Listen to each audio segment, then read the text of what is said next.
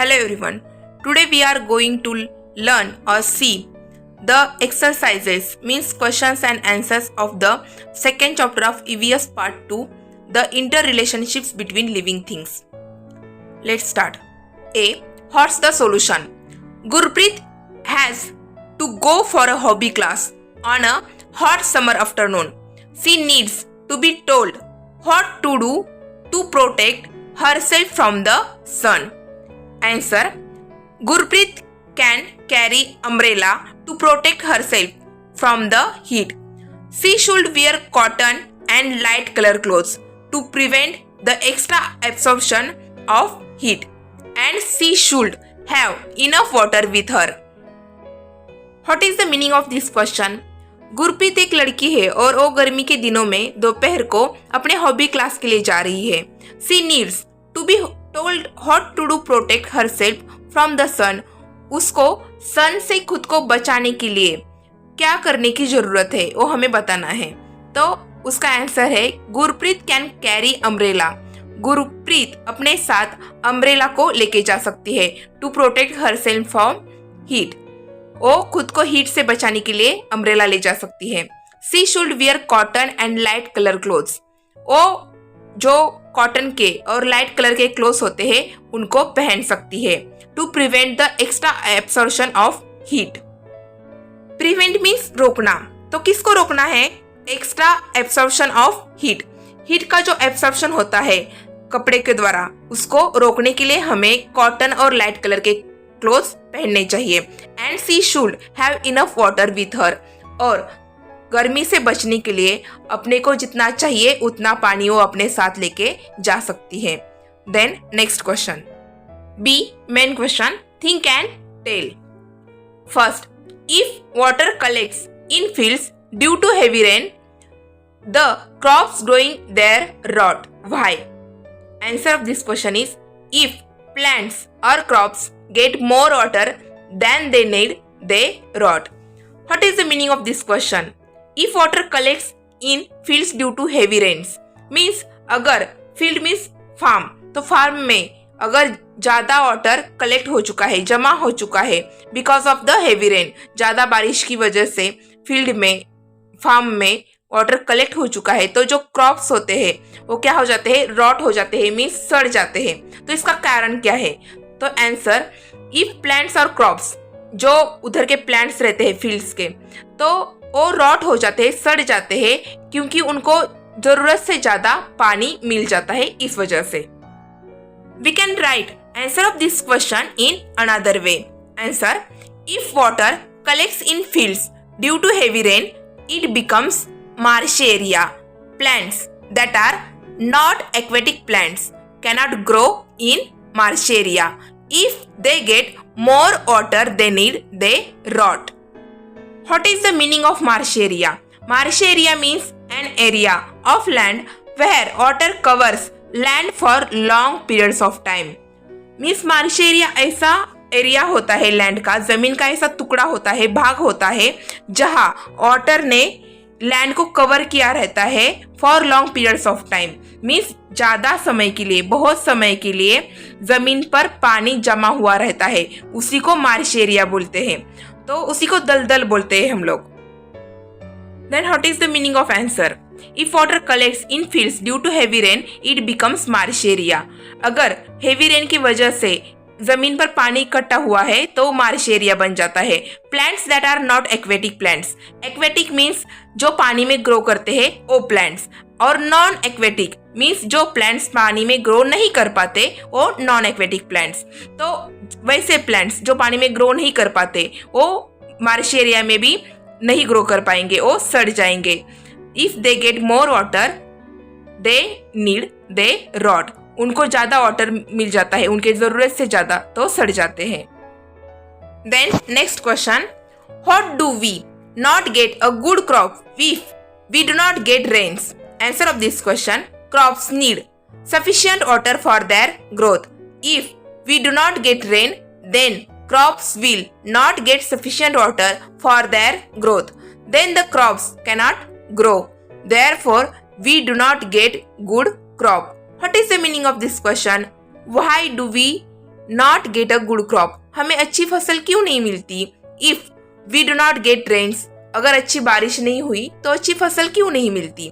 उसका आंसर है crops means फसल, need sufficient water for their growth. Growth means वृद्धि होना, बढ़ना। तो फसल जो होती है उसको सफिशिएंट मीन्स पर्याप्त मात्रा में वाटर की जरूरत होती है बढ़ने के लिए। If we do not get rain, जब बारिश नहीं होती, then crops will not get sufficient water for their growth, तब क्रॉप्स को मीन्स फसल को पर्याप्त मात्रा में पानी नहीं मिल पाता उनकी ग्रोथ के लिए, वृद्धि के लिए। Then the crops cannot grow, therefore तभी क्रॉप्स जो होते हैं वो बढ़ नहीं पाते, ग्रो नहीं कर पाते। Therefore we do not get good crop, इसी वजह से हमें अच्छी फसल नहीं मिलती। Then next question, we can write answer of this question in short. Crops need sufficient water for their growth. If we do not get rain, then crops cannot grow. Therefore, we do not get good crop. Meaning of this answer, crops को, फसल को grow करने के लिए पर्याप्त मात्रा में पानी चाहिए। जब हमें बारिश नहीं मिलती तब वो क्रॉप्स ग्रो नहीं कर पाते, इसलिए अच्छी फसल नहीं मिल पाती। Then next question 3, why does the Indian red snake dhaman live around fields? Answer of this question is Indian red snake eats rats for survival, which they easily find in fields. Therefore, the Indian red snake means Dhaman live around fields. What is the meaning of this question? Why does the Indian red snake means Dhaman live around fields? जो धामन होती है, जिसको Indian red snake बोला जाता है, वो खेत के पास क्यों रहती है? तो आंसर है उसका Indian red snake Yeats rats. जो वो धामन होती है वो इंडियन रेड स्नेक चूहे को खाती है फॉर सर्वाइवल, जिंदा रहने के लिए, which they easily find in the fields, और ये जो चूहे रहते हैं वो खेत के आजू बाजू में आसानी से मिल जाते हैं। Therefore the Indian red snake live around the fields. Then next question, if there are furry animals living in snowy regions, will their coats be thick or sparse? Answer of this question, if there are furry animals living in snowy regions, their coats be thicker. This keeps them warm in the cold region. What is the meaning of this question? If there are furry animals means ऐसे animals जिनके skin के ऊपर बहुत ज्यादा बाल होते हैं।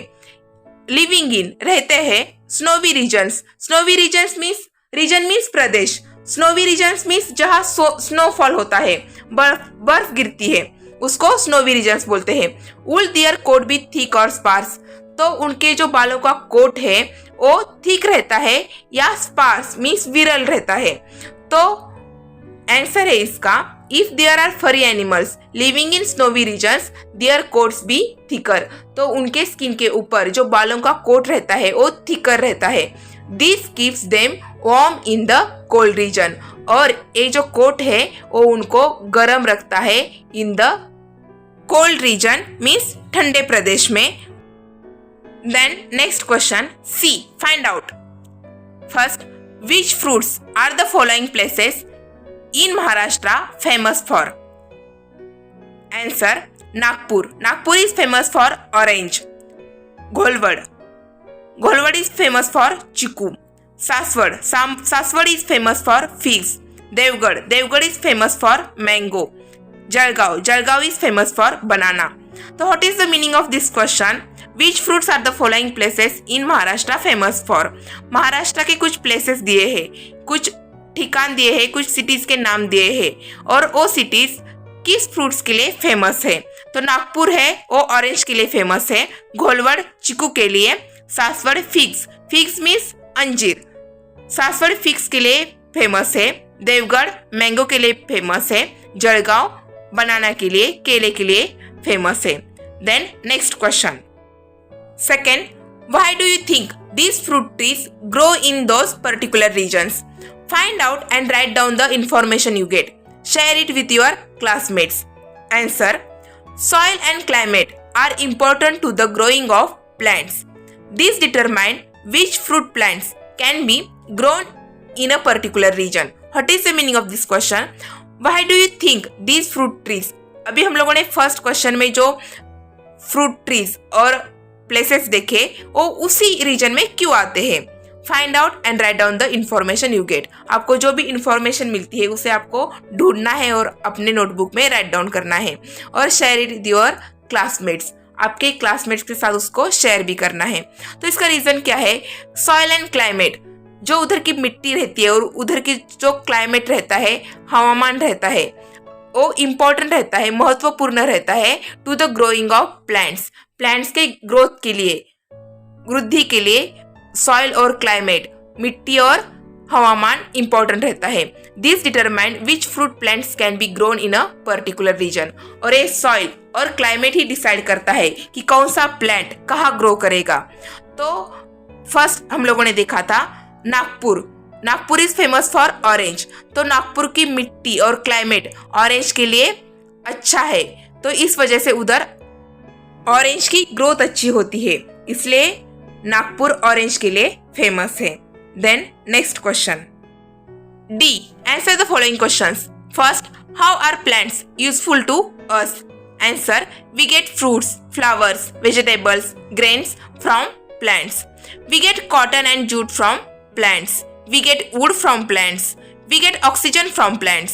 Plants support rainfall. Then what is the meaning of this question? How are plants useful to us? Plants जो होते हैं, वनस्पतियां जो होती है, वो हमारे लिए किस तरह से उपयोगी है? तो उसका आंसर है वी गेट, हमें मिलता है फ्रूट्स, फल, फ्लावर्स, फूल, वेजिटेबल, सब्जियां, ग्रेन्स, ज्वारी, बाजरी, wheat et cetera from plants. We get cotton and jute from plants. हमें कॉटन और जूट भी प्लांट से मिलता है. कॉटन और जूट से we weaves clothes from cotton and jute. हम लोग कॉटन और जूट से कपड़े बुनते हैं. We get wood from plants. हमें प्लांट से वुड भी मिलता है जिससे हम फर्नीचर बनाते हैं. We gate oxygen from plants. हमें प्लांट से ऑक्सीजन मिलता है. Plants support rainfall. रेनफॉल के लिए, बारिश के लिए प्लांट्स हमें मदद करते हैं. Then next question. Second, what is meant by arboreal animals? Answer, some animals live on trees. Such animals are said to be arboreal animals. What is the meaning of this question? What is meant by arboreal animals? Arboreal animals का अर्थ क्या है? Answer है उसका some animals live on trees. कुछ animals trees के ऊपर रहते हैं. Such animals are said to be arboreal animals.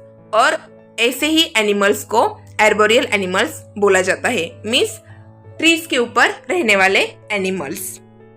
Then next question, what changes do we see in trees at the beginning of March? Answer, at the beginning of March trees get new leaves. These leaves are reddish and shiny. What is the meaning of this question? What changes do we see? हम लोगों को क्या बदल देखने को मिलते हैं इन trees, trees में eight the beginning of March. Beginning means starting में, शुरुआत में. मार्च के शुरुआत में हमें ट्रीज में क्या बदल देखने को मिलते हैं? आंसर है at the beginning of March, March के शुरुआत में trees get new leaves. Trees को नए पत्ते आते हैं. These leaves are reddish and shiny. और जो ये लीव्स रहते हैं, पत्ते रहते हैं, वो रेडिश और शाइनी रहते हैं. Then next question. E, fill in the blanks. First, after ...